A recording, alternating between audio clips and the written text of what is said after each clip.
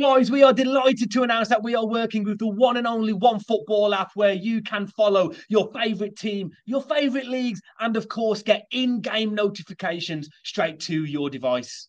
And guys, that is not all. One Football are now offering people in the UK and Ireland the chance to watch selected match highlights and live games from some of the best leagues in the world. I'm talking Serie A, La Liga, Liga Portugal, and the DFB Pokal, including a Saturday night live Serie A game. So what more could you want? What are you waiting for? Head down to the link in the description below and download the One Football app.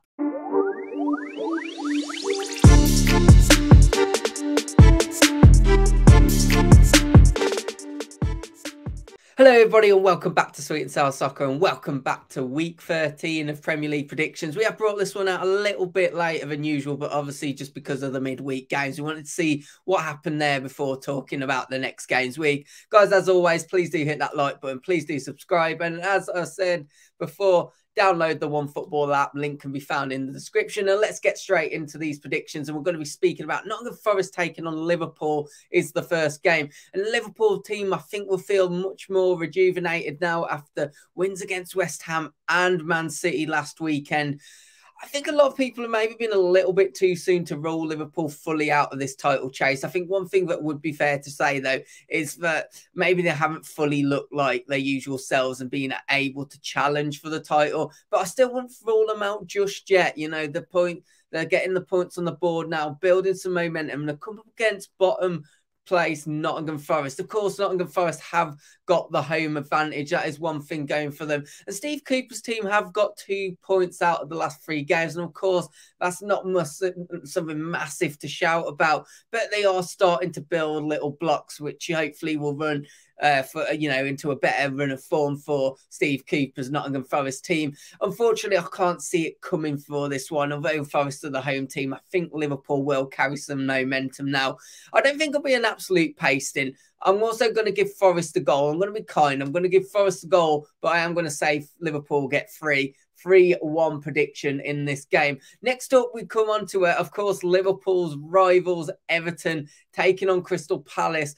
And of course, Crystal Palace got the midweek victory against a very struggling my team, Wolverhampton Wanderers, coming from behind 1-0 down. They were, of course, when Adama Traore got the goal. They came back 2-1 victors in that game. But they come up against an Everton team, which is really hard to beat at Goodison Park. Sometimes the away form can maybe be a little bit questionable, but I think at Goodison Park they are a really, really strong outlet. And because of that, I'm going to back the home team in this one. And I'm actually going to go with a 2-1. I'm going to go 2-1 in this one. I'm going to go 2-1 to Everton. I do think being at Goodison Park, they will get the home win.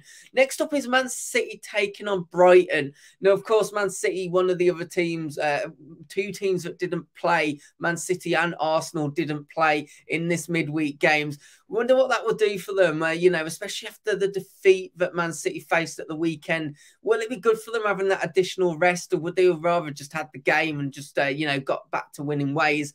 Well, of course, they have got the home advantage to come up against a Brighton team who, let's face it, aren't easy to beat. Now, a lot has been said about Man City, and I think I do agree. I do still think Man City are obviously favourites to win the title, and that's probably still my choice to win the league. But I don't think it's as wrapped up as maybe as we first thought. City have showed some weaknesses at times. Obviously, not just the defeat to Everton, but they also going back to games against the likes of Aston Villa, where really, they only got a draw, but they could have lost that one. I don't think this City team is perhaps as invincible as maybe we're getting a little bit carried away with that. I still do think there's some weakness in this City team at times. And I think Brighton aren't going to be an easy team to beat at all. I've got to be honest, if this one was maybe at the Amex, I might have gave Brighton a draw. I might have gone for a 1-1 draw, a bit of a shock prediction it would have been. But I am going to go for City just to edge this one. I do think they will only just edge this game, though. And I'm only going to say 2-1 to Man City, which is pretty complimentary to Brighton. Now, this is a big game coming up next. We've got Chelsea taking on Manchester United in a fixture which I think the majority of football fans will have their eyes on. Manchester United, of course, really playing well now under Ten Hag. Yet again, getting a victory against Spurs. Of course, another team in Chelsea and Spurs and Chelsea rivals this year. Getting that victory was such a big thing, but the papers and the stories, the tabloids are all about one man, Cristiano Ronaldo. It has been confirmed he will not even be in the squad after we went down the tunnel prior to the game finishing at Old Trafford. And I think it's a real sad ending it to Ronaldo in the Manchester United story. I think, you know, he came back and it felt almost like a hero's homecoming.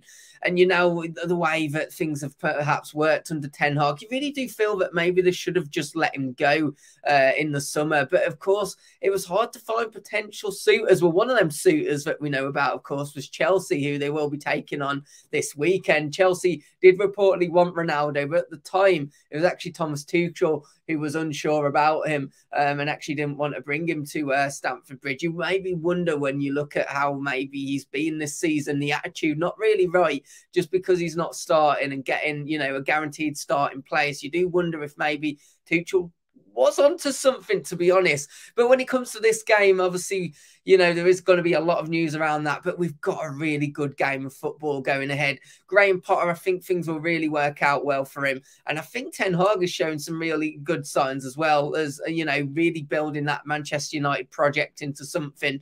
I don't think United have unrealistic expectations with this one in terms of what they're expecting from Ten Hag too soon. Maybe if they can even just get him back into the Champions League, that would be amazing. I think in this one, though, I am going to go for a 1-1 draw. I think the points will be shared. We come on now to my club, Wolverhampton Wanderers, taking on Leicester. And things are not looking great for Wolves. Of course, it's been widely reported that they went after QPR's Michael Beale. It didn't happen. He rejected Wolves and said he'd rather stay at QPR. And fair play to him, actually. I want to put it on record for me. I think fair play to him.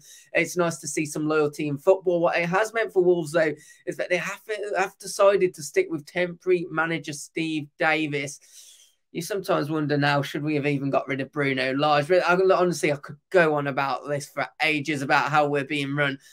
One team that is maybe starting to look a little bit better is Leicester City. Of course, they got the win tonight. And could Brendan Rodgers save his job?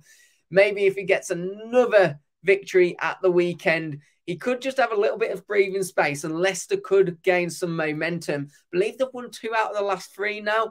Make that another win. Things are looking a lot rosier. And of course, you know, at the moment, the 4 Midlands clubs actually do sit in the relegation zone, which isn't great. But Leicester, they will be looking at for the win.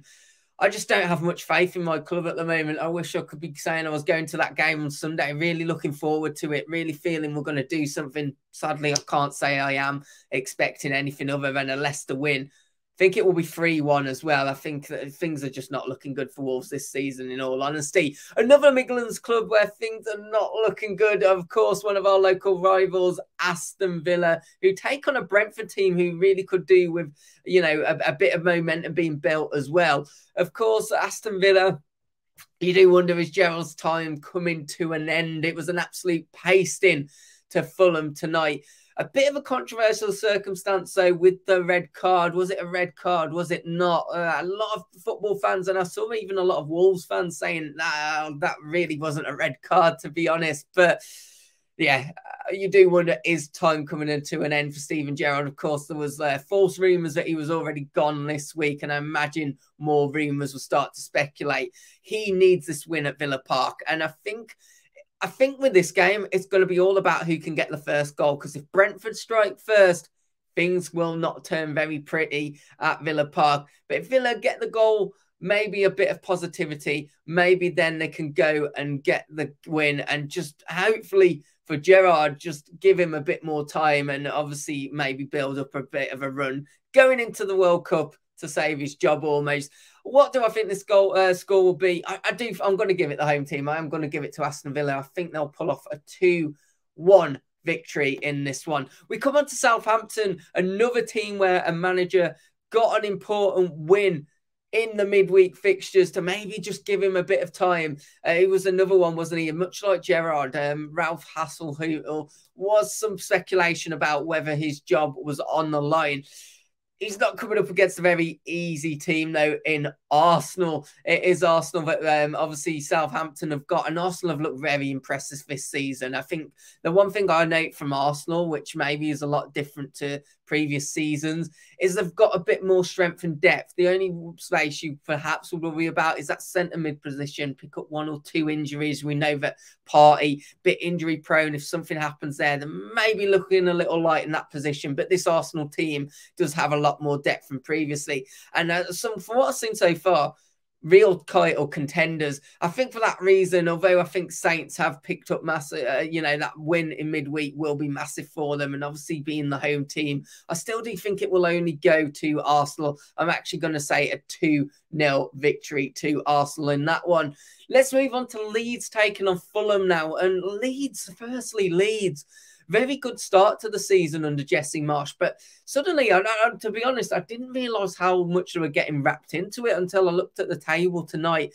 Now only on 9 points, and I believe 18th is also on 9 points. Leeds just out of the bottom 3 on goal difference. That might be correct, I think. Anyway, but Leeds are getting dragged into that relegation battle. They will be keen to get away from it, but they're coming up against a Fulham team that now have got Mitrovic back. He got on the score sheet tonight with a penalty. And Fulham are just looking very impressive in general. This isn't a team, that we've seen in previous seasons have come up from the Championship, dominated the Championship, but then just not really had enough to stay up in the Prem. This is looking like a Fulham team that will do well in this Premier League, and I do not see them going down this season. Leeds need this win. They do need this win, but I think I've got to give it to the away team with how Fulham are playing. I'm going to go for a 1-0 victory in that one to Fulham. Let's move on to Spurs taking on Newcastle United. And this is a really hard game to predict, to be honest.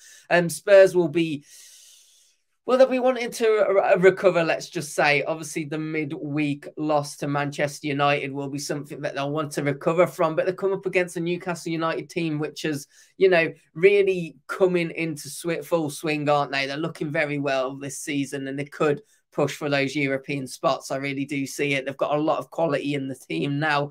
Maybe some questions about strength and depth as they do build this super squad that they will inevitably build with the ambition of their owners. There is maybe a little question if they pick up 1 or 2 injuries. Is there enough strength and in depth in that squad to keep the good vibes going? But they come up against a Spurs team who will want to get the good vibes back. Of course, they before this week's fixtures, they actually sat 3rd in the table. They'll be wanting to try and get the win. The question is with Spurs, isn't it? It's always one of them, but they're always a very solid team. I think they look at a very solid team under Conte. You just never get the impression they're going to ever push on, though, and maybe that's why Harry Kane has, previously wanted to go to City, and now he's not fully dismissed the links with Bayern Munich. You do just wonder with Spurs, will they ever have that extra edge they need to really be going after trophies?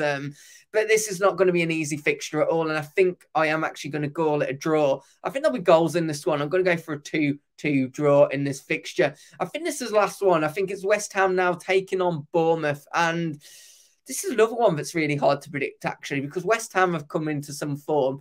Bournemouth have not been looking bad at all either, to be honest. 2 very exciting teams, play an exciting way. Especially now they're starting to both build some momentum. This is going to be a hard one to predict. Of course, it is at the London Stadium. I think that will have some bearing. And I think because of that, I am going to give it to West Ham. I'm going to finish off by giving it a 2. I'm going to go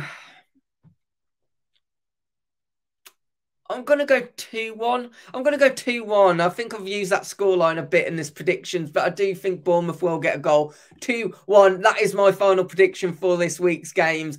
Guys, as I said at the start of the video, please do hit that like button. Please do subscribe, and hopefully we'll catch you on next week's predictions. Take care. Have a good weekend. Goodbye.